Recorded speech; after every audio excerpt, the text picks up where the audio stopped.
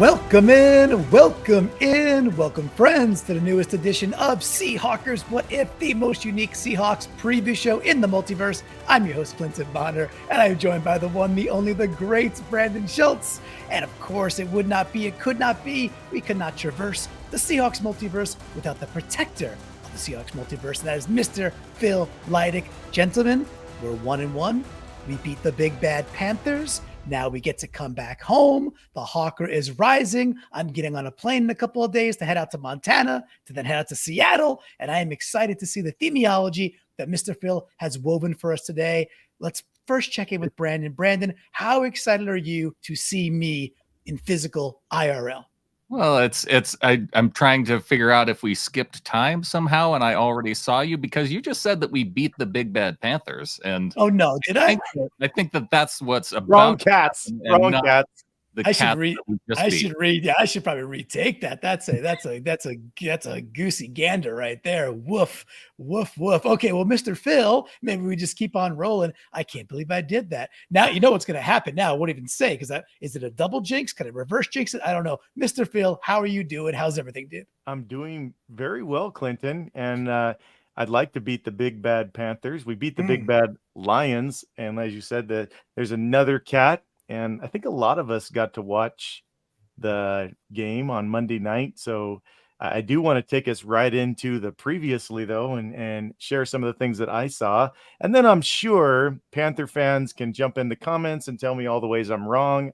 I count on that. I count on the opposing fans noticing my mistakes. How do you have a Seahawks podcast and not know the difference between the Lions backup cornerback and the starting safety? How could you make a mistake like that? Well, that's what I do. I make mistakes. I think there'll be some Panther fans listening that know their team better than me. And I'm glad that's the case. I'm glad that I don't have to sit there and know everything about this team. But I did watch the previous game. And so let's pop in. I'll try to make this quick. On offense, the Panthers, they're not toothless, but they're about as close as it gets. I mean, I think they're on their last tooth. Their offense, Thielen, he's kind of saving the day. He's savvy, gets available, fairly crafty. Their O-line's inconsistent. You know, they do a few okay things and then not much. Their quarterback, Young, is young. He's quick. He's a little bit frantic. He's often late on his reads. He's kind of a slot machine for accuracy. There'll be some nice plays, and then there's other ones. He tried to throw an early pick. He's going to give us some shots. I think he's going to give us some shots at taking the ball. The run blocking seemed wholly overmatched. Now, I know that the Saints are pretty good. They're pretty stout up front. They probably have an advantage over us there, but they were very overmatched. Sanders, their main running back, I think he got 2 first downs in this game. They were dreadful on third down. The offense really only looked professional at the end versus prevent defense. So if you take out that last drive of prevent defense and watch the rest, it wouldn't be fun to be a Panther fan during that. Defense, much more physical and active than the Lions. I would say we're going to have more problems with their defense than the Lions if the team that I saw, interprets toward this game. I mean, obviously it's a division rival, but still, they were pretty intense. Solid pressure, a lot of pressure schemes. In fact, I was kind of jealous of some of their fancy ways that they get after the quarterback. Some of the things they drew up, hopefully Hurt can watch some of that, look pretty good. They're not powerful in the run game, though. They're pretty pushable, and I say we can shove them, but they're pretty crafty. They let the tight ends get open in the first, and then they seem like they fixed it the rest of the game. So they're able to make some adjustments. Their linebackers are aggressive and active, especially this Luvu guy. He was a dangerous blitzer and seemed to be everywhere. The safety play looks solid throughout. Unlike the other cats we played, there was, even though it was a corner that I got wrong, but very solid. I was noticing the safeties doing a lot of good things. They might have worn down at the end of the third and then again later. I think they were offended by their offense, and that just kind of tired them out. The corners did look a little vulnerable at times. I think they can be got. Our receivers are better than the Saints, and they were getting them a couple times. The special teams coverage wasn't great. Saw some mistakes there. Did you guys see anything else from the matchup with Saints Panthers? Yeah, you did a real nice job here. The one that stands out for me was their interior defensive line was getting pushed around, which I think you've captured here with not powerful versus the run.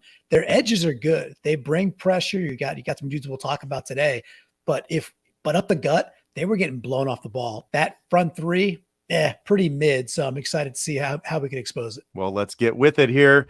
I thought of a few different ways we could go. I kind of wish I had gone in the direction of this being Legends Week or the Super. I thought of that later. I already had all the questions going.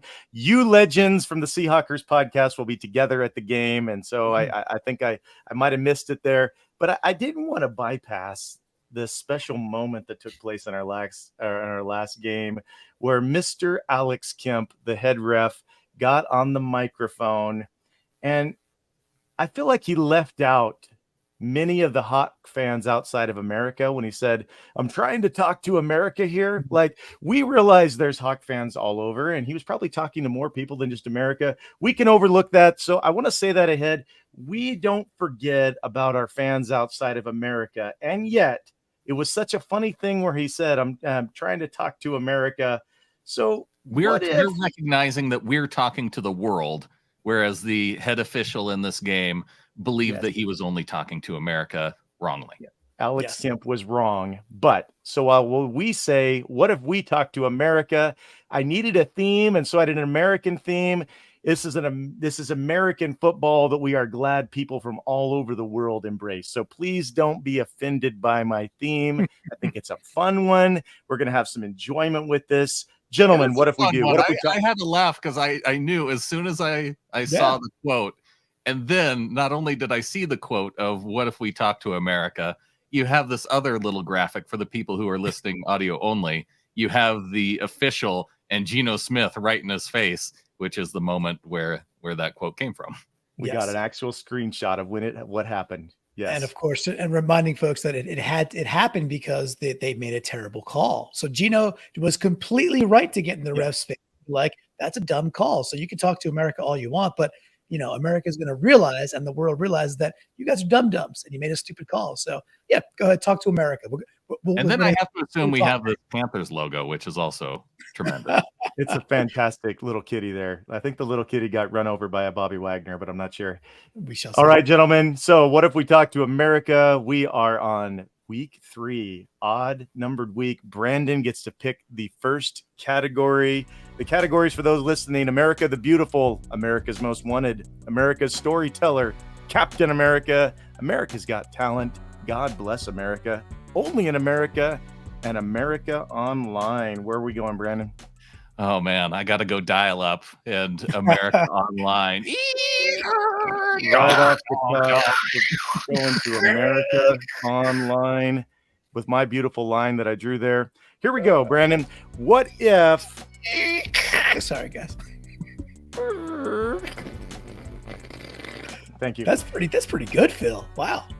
What if our O-line keeps making offense great again, Brandon? Who do you want to credit most if our O-line has another solid, awesome week in America? I really do want to credit Shane Waldron the most, because the idea of, and we talked a little bit about it going into last week, the idea of playing more tight end heavy packages. That way you could get guys like Will Dissly, like Noah Fant involved in really making it tougher on those defensive ends to be able to rush the passer.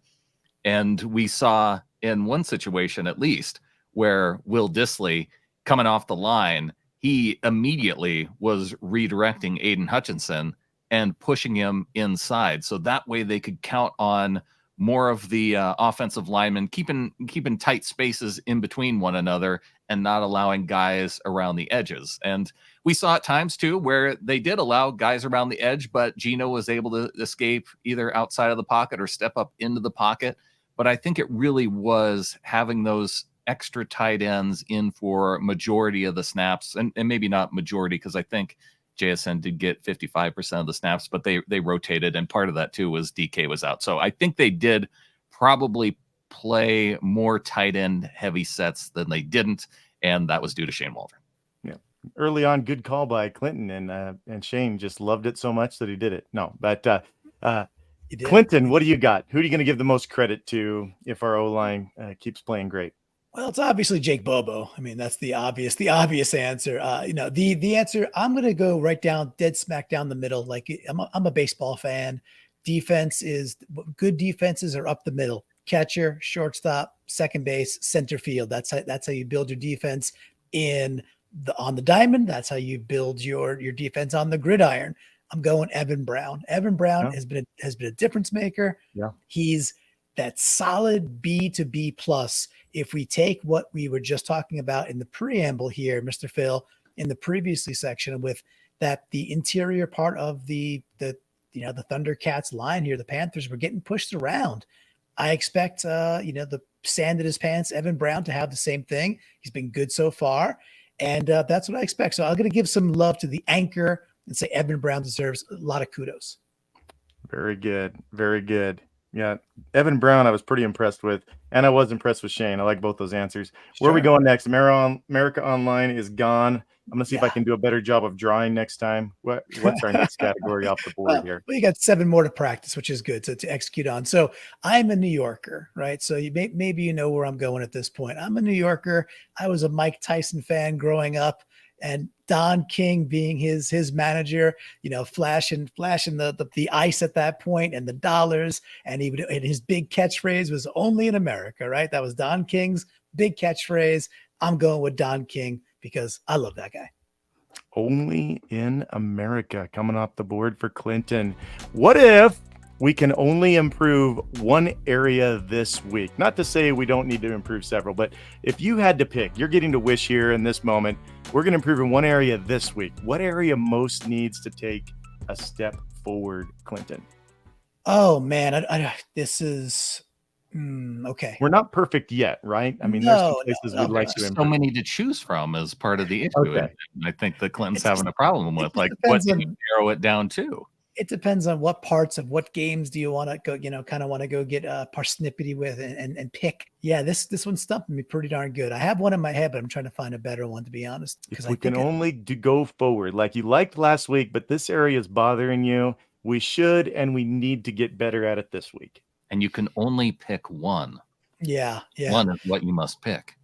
Yeah. Not 2 different areas. One area of improvement. Yeah. So I'm still okay. So I got it. I am still going to want to see. I want to see more consistent. I still want to run the ball better. 17 touches was enough for K9, and he looked good on a couple, and several others that there's just nothing there quite yet. So we're not quite consistent yet. And I really think this is a game where we could work on that and have a little bit better returns. And that just bodes really, really well for time possession, just controlling this game. This should be a game that probably low scoring, most likely. And the Panthers are pretty good on defense. They hang around, and I like to see us just really, really practice that, put it into the place where we're marching into week 4 and we are feeling like we're into second and third gear in our run game. So it's so foundational. That's the answer.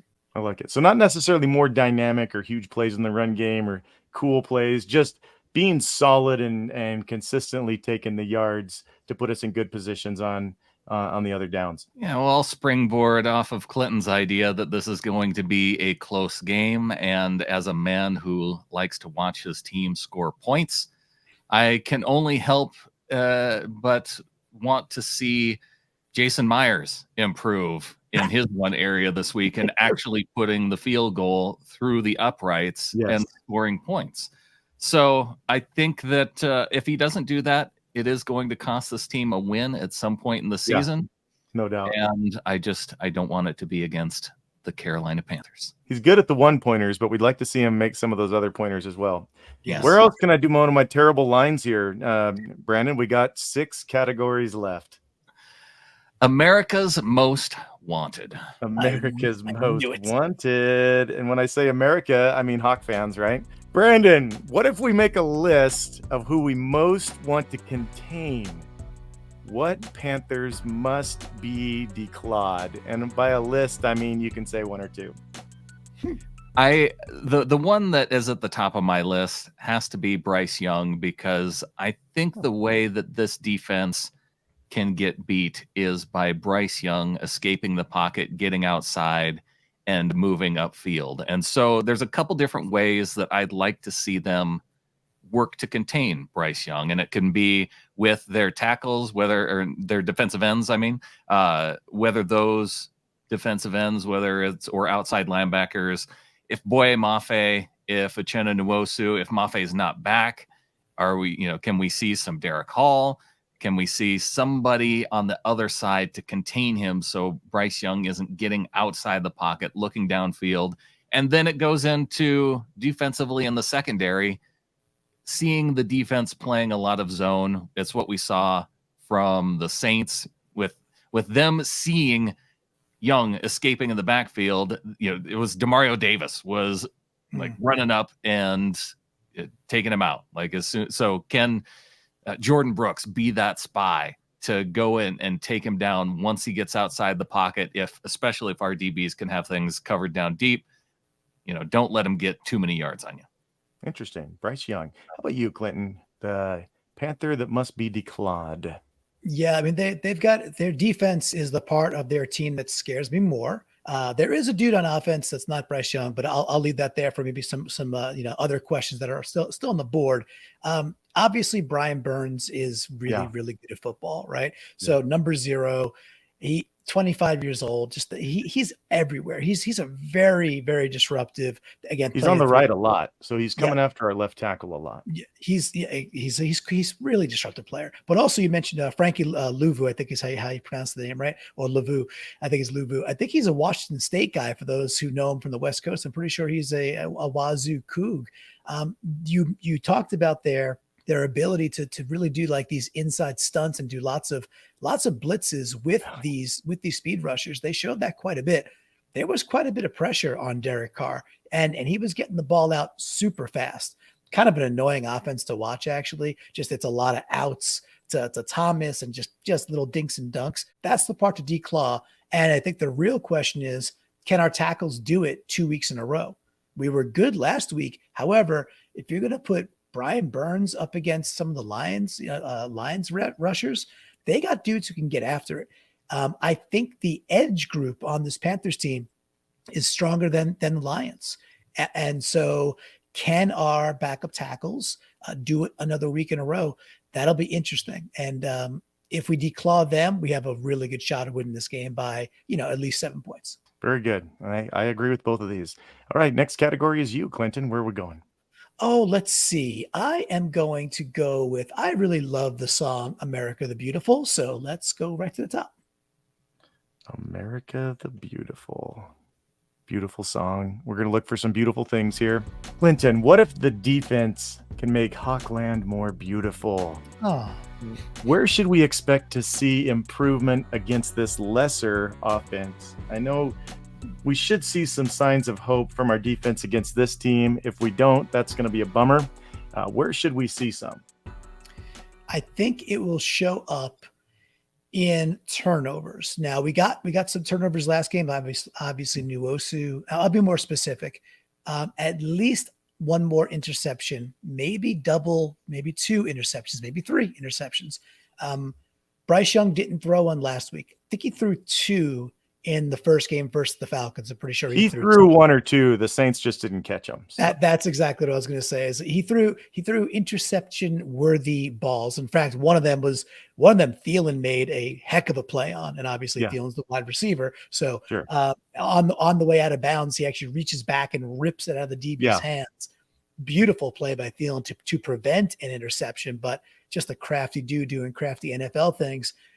I think this is a type of game where we can get at least 1 pick, if not 2. So what is more beautiful than INTs, inside Lumen Field with the place going bananas early in the season? That is beauty on display. Love it. That makes America more beautiful. Seahawk interceptions. What do you got, Brandon? I would be seeing this defense as even more beautiful if they can just stay consistent in stopping the run. Miles Sanders, he's shown a few things here and there. I don't know if he's okay. I think I'm a little bit more worried about Chuba Hubbard if they decide to give him a little bit more playing time for the Panthers. But I mean, it's the run blocking. I don't even know what running back is going to run the way that they were blocking last week. Right. And so if they can just and it was tough against the Saints. So I don't expect our defense to necessarily perform at the level of the Saints defensive line, but I expect them to at least perform at the same level that we have been seeing them. And if they can do that then for 3 straight weeks against this Panthers offense, then yes, it will. Hawkland will be much more beautiful in my eyes. Love it. All right, we're halfway through, 4 categories to go. What do you got, Brandon? Captain America. Captain America. This is a fun one. I asked the question a little different. I'm excited to see how this goes. I can't even draw him out. He's so powerful. Okay. Captain America. Here we go. There it is. There's the Let's shield. talk captains. Yes. You've already talked about one of them. And so I'm asking you guys to go a different route. Brandon has to go first, but what if our captains are game changers? Rank their importance from 1 to 6 in this game. Our 6 captains. There's a couple different ways you can go. The only one I think that's been mentioned on our broadcast so far was Mr. Myers. Yeah. And he would be, in terms of importance, I got to go with my captain overall of the offense. Well, there's 2 of them, but I think I got to go with Geno as number 1, just because he's the one leading that offense. He's the one that is escaping outside the pocket, trying to deal with having 2 starters on the offensive line, on the sidelines. And with, so I know we need to go in the, so I'll go quick. Okay. Number 1, Geno. Number 2, going to say Bobby. Again, it goes to the run stopping. 3, I'm going to say Myers because of the points. 4, Quandre Diggs, needs some picks. 5, Tyler Lockett. He doesn't, he is super important, so he doesn't need me to rank him highly because he's awesome. Yeah. And then that leaves Nick Ballore, number 6. And this gives everybody in the chat a chance to disagree with how we rank. I have to say, Bobby is the captain of the captains, though. Like on this team, in terms of the most important team, but this is it's like the Avengers. Captain America isn't the most dominant Avenger, but he leads them, right? Yeah. Bobby is probably not the most important in game, but he's our captain of captains. And I know that's not what I asked. So you guys agree, though, right? Am I right? Is there any dispute about that? Yeah, Captain America isn't my favorite superhero either, Phil. Yeah, thanks a but lot. I agree. Bobby Wagner's my favorite Seahawks, so say what you will different. There. Okay. Yeah. They're all your favorite. I don't know. I think they're all your favorite, aren't they, Brandon? It's hard to pick a favorite. Clinton, how would you rank their importance, our 6 captains? Yeah, Ballore is at the bottom. That's the easy one.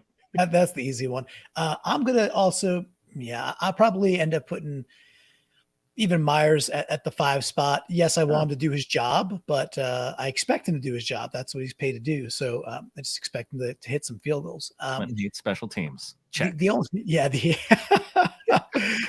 other ones, I'm going to elevate Quandre Diggs in this game specifically because the Panthers, and that might be number 2, the Panthers wide receiving core 5-2. Okay. So I'm hopping around here, Brandon. I have rights. Just trying to make sure I got it straight.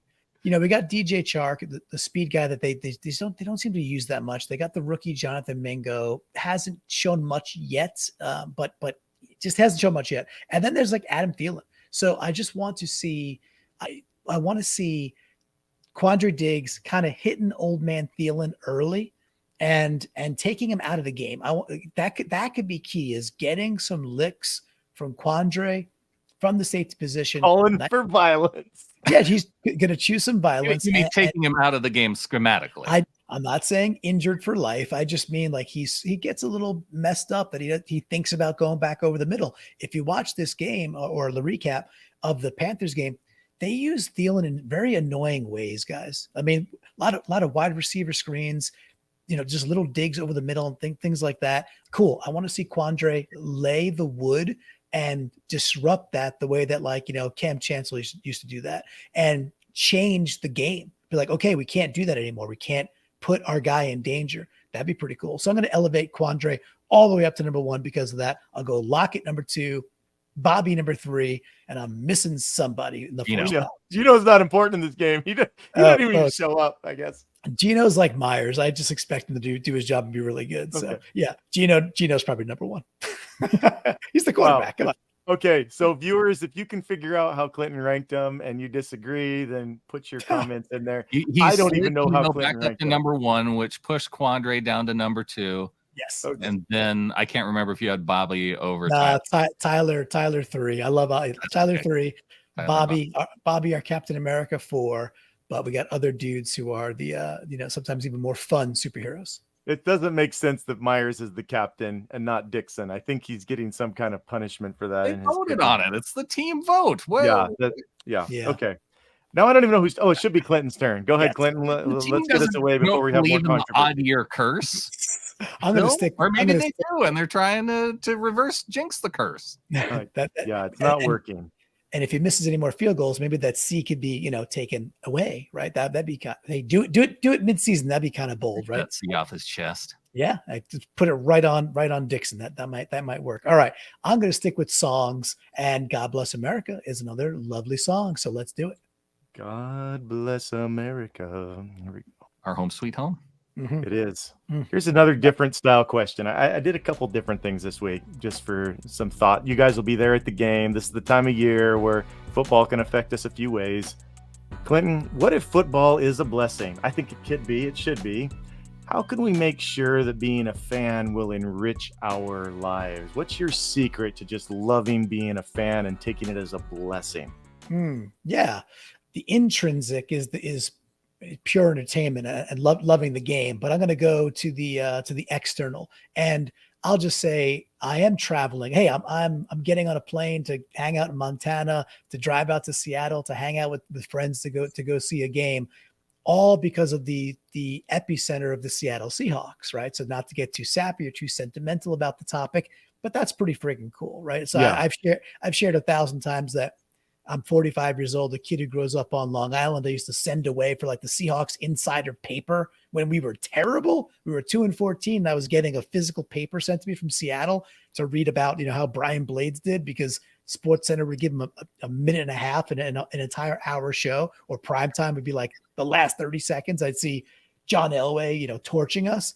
So to come from that to the point where it's going to hang out with people that I love and hang out with people that I truly enjoy being around, and we share something. Well, that's a blessing. That's beautiful. And it's enriched my life. So that's my love answer. It. Community and friends. How about you, Brandon? Yeah. And not only can it teach us about community and friendship, but it can also teach us about different kinds of hate. And sports hate is a very fun type of hate. That's the healthiest of the hates, right? The healthiest kind, because you can recognize that, hey, for these next couple of hours, even though we're friends, we might not be friends, and we're going to we're going to we're going to enjoy this, but not enjoy it, and like one of us is going away not very happy, like when you have that type of camaraderie watching a game. So it can recognize that, hey, we can be like this for just this little bit in just this scenario, and everything can be okay. And then in the end, we're all people of Earth and humans. Right now, you're a Panther. I'm Except a Seahawks. 49ers fans, but yeah. What you're saying. Other than them, the rest of it just works out okay. It just bleeds through and breathes through everything they do. There's no having fun. So somehow we took a blessing question and turned it into to somewhere I'm not sure that I feel comfortable with. So let's go to the next category. We have 2 left. So what Brandon chooses. All right. America's Got Talent. America's Got Talent. AGT. And I've never seen this. I just know it's there. So it was a good America aspect. And this will get us back to football. Brandon, what if one talent matchup carries the greatest danger for our Hawks? Which matchup do you see as a potential problem going into this game? Yeah, it's got to be that left tackle matchup with Brian Burns because the backup tackle and one of their most dominant pass rushers, there's a potential for danger there. And I hope that they can find a way to mitigate that danger the same way they were able to mitigate some of that danger with Aiden Hutchinson, who generally played on the opposite side of the line, but also similar matchup problem, similar ability to cause problems for the Seahawks offense. That's the one I see. Okay, Clinton, that might have been your first one as well. I don't know, but do you have another one for us? I mentioned him earlier, and we've mentioned him a couple of times now. Thielen is still still a thorn in the side. He's still good, and they give him a lot of volume. They don't throw Bobo the ball. Can beat him one day. That's the thing about Thielen. Well, that'd be kind of neat. Beat him one day. Hey, that'd be a heck of a career, right? Sign up. JSN being Adam Thielen. Sign up for that. Especially if you're Bobo, right? I'd like JSN to pitch even higher still, but Thielen is still a good NFL receiver. And he was really, really good at one point. For an undrafted guy, big, slow guy like that, I mean, that's it's doable. He can make a difference being crafty. He is crafty, and they scheme to him. They still make sure he gets his touches. That is in years past where we've had hey, we need to stop this guy. We kind of take like the opposite of the New England Patriots Belichickian approach. Like they're like, hey, we're not going to let Tyreek Hill beat us. So the safety and the corner, you're doubling him all game long. We don't care. We don't care what it does to the other side of the field. It's fine. Tyreek Hill will not beat us. That's a Belichick staple, if you will. We have tended to kind of be like, well, we know what the problem is. We know the dude that can't beat us. And yet, especially the wily guys over the middle have had success against our Seahawks. We did pretty well against Amon-Ra St. Brown last week. That was pretty good. And with that, Thielen could be that thorn in the side all day long. He could end up with like 8+ catches on 10 targets. And that just could be nasty. That could be them extending drives, eating clock, getting the time possession in their favor. And we could be in a sticky game middle of the fourth quarter because Thielen's been effective all day. That's the dude I feel like really could tilt the field to give Carolina a pretty legitimate chance of sneaking out of Lumen with a W, which I want no part of. Yeah. So you don't have a guy you want to put on him. You want guys on him. We especially don't want to see Bobby trying to defend him or something like that, but we'd like multiple, right? Bobby would be just bad. Party, go get him. Yeah, no, Bobby would have challenges with him still, at this point in the career. No, I have a fear with Kobe Bryant because I still don't see him as a middle to above average NFL slot corner. I just don't see him there yet. So let's see if we come up and be a little bit more crafty.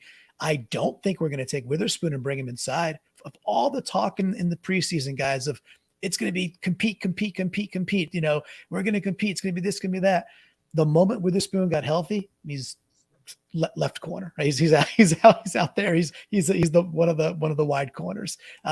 So much for always compete. He was healthy. They threw him back. They threw him right out to the outside. So it'll probably be Kobe, and I'm not in love with that matchup. Okay, Clinton. Yeah, I don't know if I like that either. But how about we go to America's Storyteller? Would you like that? That sounds like the one. Yeah, that's the one that's left. Yeah. Okay. You had the never-ending story. Here's what I always wondered: how can it be the never-ending story and there's a sequel? If the story didn't end, do you need a sequel? That was just a question I've wondered about. But how do we not? If it's never ending, why don't we have part 3 yet? Well, yeah. If it never ends, then there's no chance to have another one after. Never ending doesn't have something that follows it, right? Well, you could, or you could just keep making them forever, into infinity. Never-ending volumes, then. But if it's one story, how can it be a never-ending story? Okay, sorry, I just got a little confused there. Here we go. What if there's a narrative, Clinton, you'd like to see develop in this game? Give us a chapter you hope to read as you're there in Lumen with all the Flockers and Seahawker people. What kind of narrative are you looking for here? Yeah, the narrative I'm hoping for is that Bryce Young, we don't do the thing where we make mid to, especially at his point in his career, just young, inexperienced guys look comfortable. Yeah. Coming out party with the Seahawks. And the thing is, if you go back and look at the game versus the Falcons, he had a really bad stat day, really bad. Against the Saints, he was better. He had a couple of balls that should have been picked. He was by no means good. He was better though. And he had one touchdown, no interceptions. He was a bit more under control, still a pretty pale offense in general. I want to see him never feeling comfortable. So that means obviously consistent pressure and not just resting on 4 dudes. Like, can we get a little creative? Can we bring a 5th guy? That wide receiving core is not particularly scary. So, hey, Clint's hurt. It's okay to go blitz. And there is one more flip side to this too, but I'll let Brandon answer. Maybe I'll throw a little bonus one in after he answers. I got one for the other side of the ball that I think is worthy. You got a narrative, Brandon, you're hoping to see develop in this matchup. Yeah.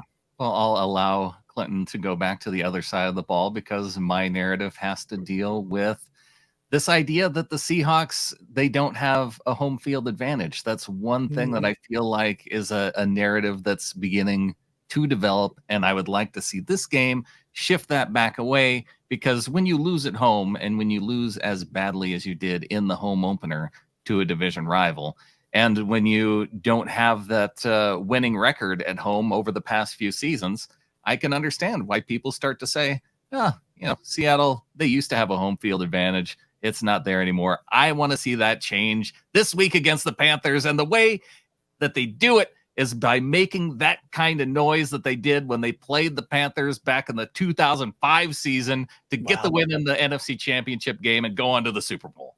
I love it. Yeah. Fantastic answer. Enjoyed that. Hey, Mr. Phil, can I give my other side of the coin? Oh, sure. We want to hear your other story. Yeah, thank you. I think it's worthy too. The other side of the narrative that I want to come out of this is, stat wise, the Panthers have been a pretty good defense. They have not been good in the red zone yet. So they've given up 5 touchdowns out of 7 opposing opportunities in the red zone. That's pretty bad. A small sample size, of course, et cetera, et cetera. They also have given up over 130 yards rushing in each of the first 2 games. Yeah. That ranks 25th. I want to see the continuation of Ken Walker can run the ball and touch the ball in the red zone. We saw it last week. Brandon, you were calling for it. Touchdowns. Touchdowns to Walker, giving him the goal line touches within the 5-yard line. Man, I like what I see from Ken Walker that close to the goal line.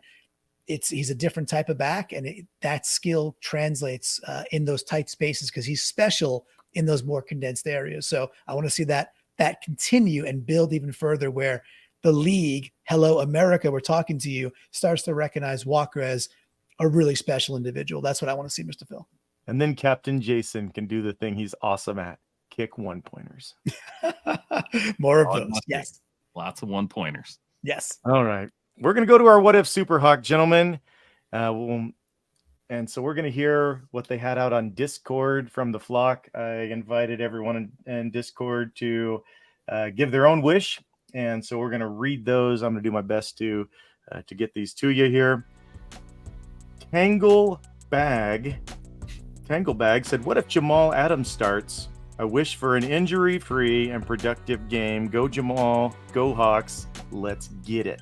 That's nice. If Jamal plays, we want him to stay, right? Yeah. Car. My wish is that we can have a healthy Reek and Witherspoon on the field at the same time. I love that one. I think a lot of us agree. Red Wagon. Clinton finally gets his Bobo touchdown.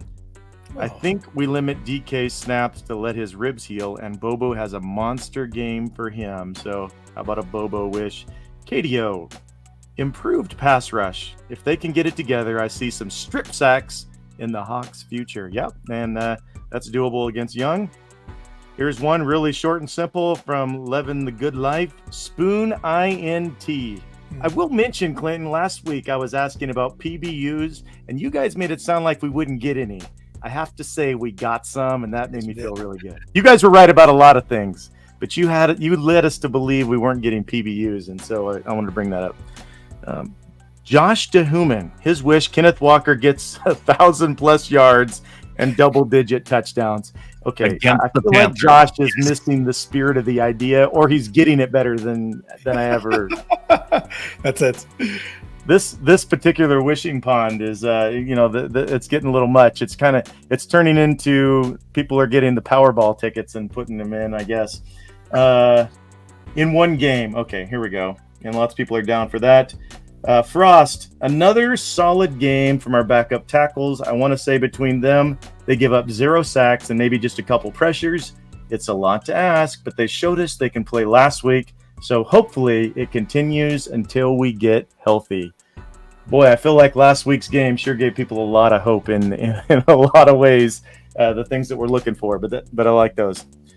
Gentlemen, how about your wishes? We're going to start with Brandon's and then Clinton's, and then we'll go to the next screen to see who won last week. All right. My what if Superhawk for this game will be Uchenna Nwosu. And what I want to see from him is a little bit of a trifecta. Ooh. And that is one, at least a sack, at least well, you know what? I want one of the sacks to be a strip sack, and so it can also count for one of his sacks. But I want to see him create it doesn't have to be a turnover, but at least a fumble, just to make it so they know they need to take care of the football. And then a total of at least 5 pressures. 5 pressures for Uchenna. Okay. All right, and 5 pressures. And a strip sack, or create some kind of fumble with the sack. How about you, Clinton? What do you got for your what if Superhawk? Well, Brandon literally stole mine, so I'm a little bit. You stole mine last week, so you're welcome.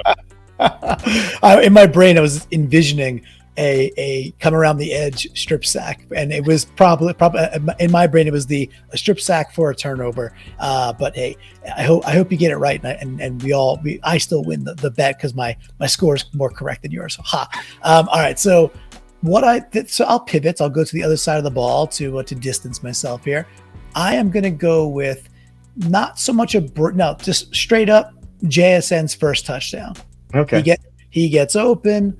However the heck they do that, he's had some nice drag routes. He's been converting on third downs. We scheme him a little bit more this week, and blammo, he's in the end zone for the first time in his young career, and we're there to witness it. That would be a wonderful Superhawk wish to come true. All right, I got it locked in. JSN's first touchdown. I don't know which one of these is harder to come with, but I feel like Brandon's might be, but I'd love either one of them. Okay, we're pretty steep. Yeah. What's that? 5 pressures is pretty steep. Yeah, you're going for something. Before we go to our score prediction, I'll say it was a little close last week. You guys, when it came to the what if Superhawk, neither quite reached the threshold, but you were close. 7+ receptions from the tight ends. Clinton got that 80 yards, well over, but the touchdown they didn't get. So that was close. And then Brandon had DK getting 90+ and a touchdown and no 15-yard penalties. So he did some of it, but he didn't quite get it. What made the difference was the score. Now, Brandon had a great call on Gino. On Gino leading a game-winning drive. Now, here's what I already anticipate. Brandon's going to say the game ended in a same score. We went to overtime. So I did have to consider that, but a ruling had to be made. We did win by 6 points. It still counts in our differential at the end of the year. So Clinton said 27-24. Brandon said 41-40. I think Brandon was trying a Price is Right technique last week. And so I think no, you weren't trying a Price is Right technique. Who was the one that called Geno Smith leading the game-winning drive for the victory? Which one of us? Great. You nailed that. It wasn't part of our prediction. And that was all about the rules last week, Brandon. Now, Brandon, if that was your wish, Brandon, you would have gotten that right. That would have been remarkable. But that wasn't that. If you'd had a game-winning drive by Geno and touchdown to Tyler, it wouldn't have mattered. We wouldn't have had to go to the score. But neither one quite hit the threshold you made for yourself. I had to rule somehow, and we did go with score differential, just as we did last week. So I can be the bad guy as per usual, but at least we're tied. Yes. What's your prediction, Brandon? My prediction for this game, it is going to be the Seahawks getting the victory 21-17. 21-16. 21-16. 21-16. Okay. And how about you, Clinton? All right, so that's a pretty Because I big. guess it doesn't even matter if I predict how they get to that score. That doesn't even. You can do it. It's fun. To It's how fun for the viewers. It's the fun for points the are listeners. calculated, but it's okay. So I'm not going to do it this week. Right, it's just about the numeric there, Brandon. So at least you got the rules now. At least you know the parameters. All Might right, as well have picked 6-0 for this. I'm gonna go Seahawks 27, Panthers of Carolina 17. Little bit close in the sense that closer than we want it to be. We get that late touchdown, and we actually pull away and don't give ourselves and the fans and all of America heart attacks by giving up 10 points in the last 4 minutes and 30 seconds this time. Wishful thinking. What are you thinking? Yeah, I think that I think we can do well this week. I think we can, and we should do well. And I do agree with Brandon. I want to see the 12s get going, create some penalties, make the rookie nervous, start getting the sense of intimidation back in the stadium. We need to see that as we move forward. And do you guys have anything else to add? Anything we need to know? Anything we need to do? Brandon, Clinton? I want to ask. Wait. Okay, Brandon. Yeah, go ahead. To hang out with Clinton in Seattle. And I think we're going to be putting out the word of where we might be gathering on Saturday night.